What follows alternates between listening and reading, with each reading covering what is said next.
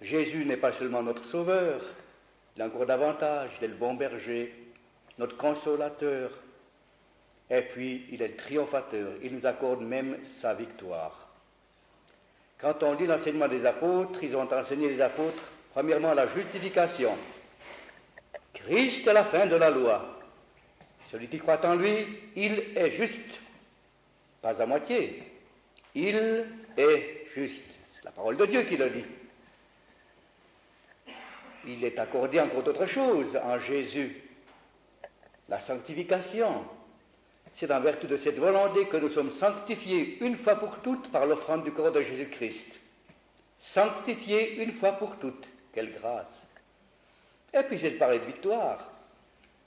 Nous sommes plus que vainqueurs par celui qui nous a aimés. Et de cette victoire en Jésus, j'aimerais dire quelque chose au point de vue pratique, évangélique, ce soir avec l'aide de Dieu.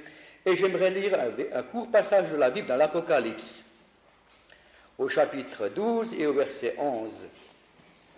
Apocalypse 12, 11, le dernier livre de la Bible du Nouveau Testament. Là, il est dit très clairement, ils l'ont vaincu à cause du sang de l'agneau et à cause de la parole de leur témoignage.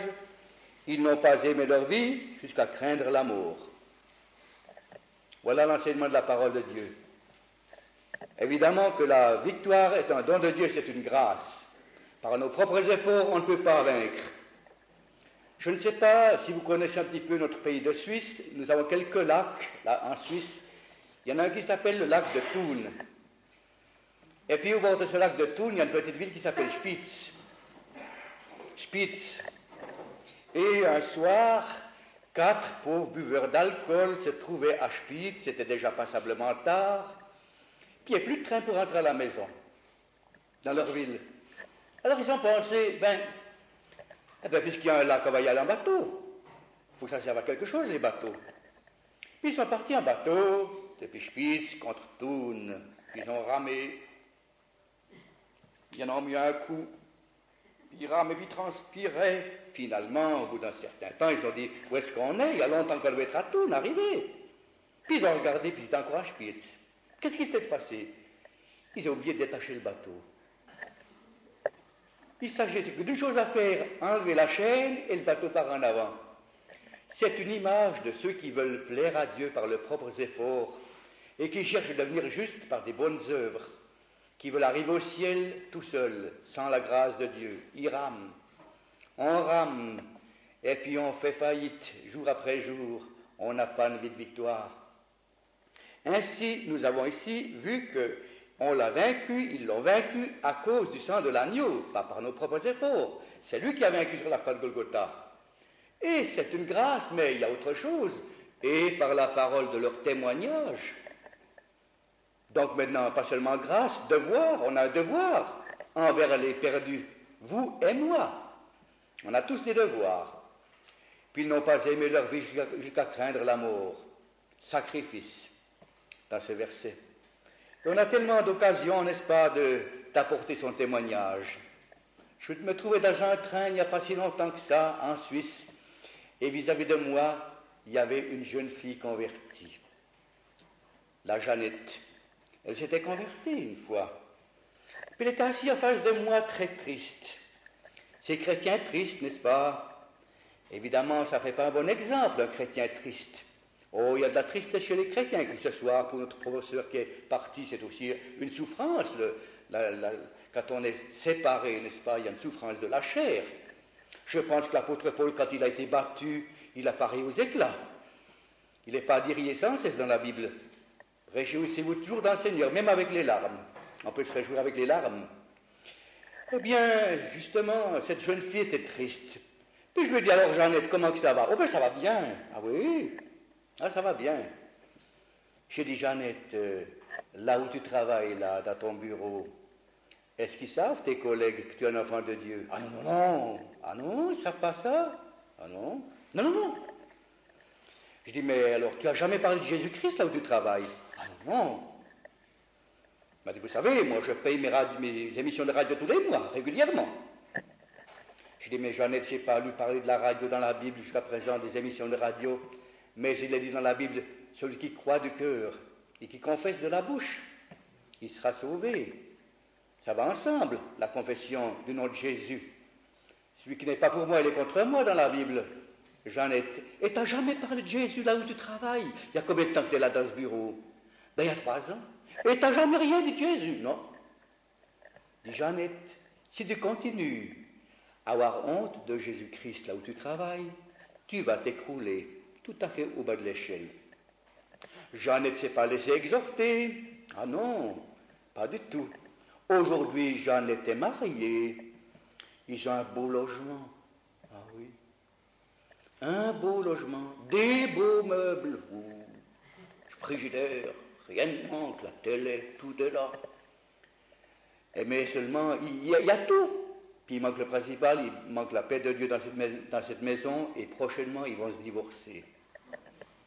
Voilà. Il est dit, sois fidèle jusqu'à la fin. Il n'est pas dit, sois fidèle jusqu'au commencement. Jusqu'à la fin, c'est une différence, la fin puis le commencement. Et si Jeannette avait pris position pour son sauveur, ça ne serait jamais arrivé dans sa vie, cette chose-là. Elle a eu peur de rendre son témoignage. Le premier témoin de la Bible, dans le Nouveau Testament, comment il s'appelait?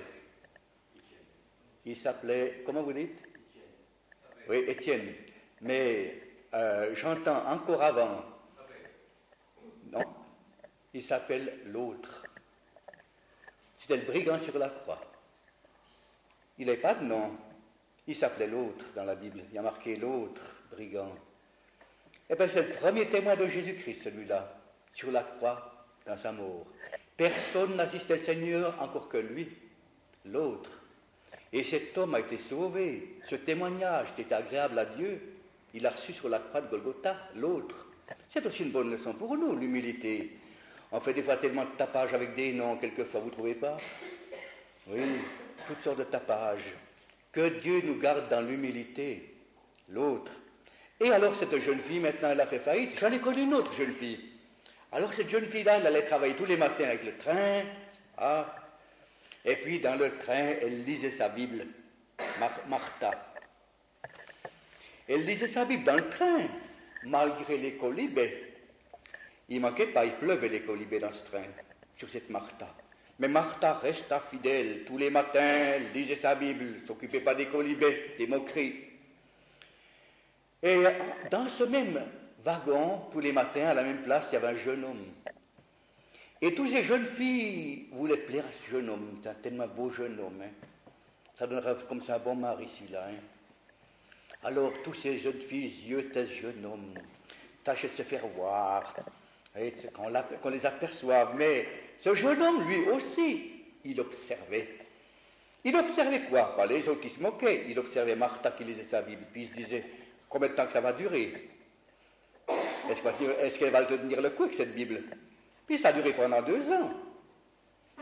Tous les matins, elle lisait sa Bible. Et au bout de 2 ans, ce jeune homme que je connais, il a dit à Martha, mais mademoiselle, moi, ça me donne à réfléchir, votre Bible-là. Comment vous pouvez tenir le coup comme ça? Il y a des gens qui se moquent de vous. Puis elle lui a dit, ben écoutez, monsieur, si vous voulez savoir comment ça se fait, venez avec moi ce soir, je vous amène à une place. Et là, vous comprendrez pourquoi j'ai de la force de dire ma parole de Dieu. Où je la puise, cette force. Et puis, ils se sont donné rendez-vous, puis elle l'a amené à la réunion. Puis, il s'est converti le même soir. Puis maintenant, si vous voulez voir le plus beau couple de toute la Suisse, le plus heureux, c'est ces deux-là. Oui.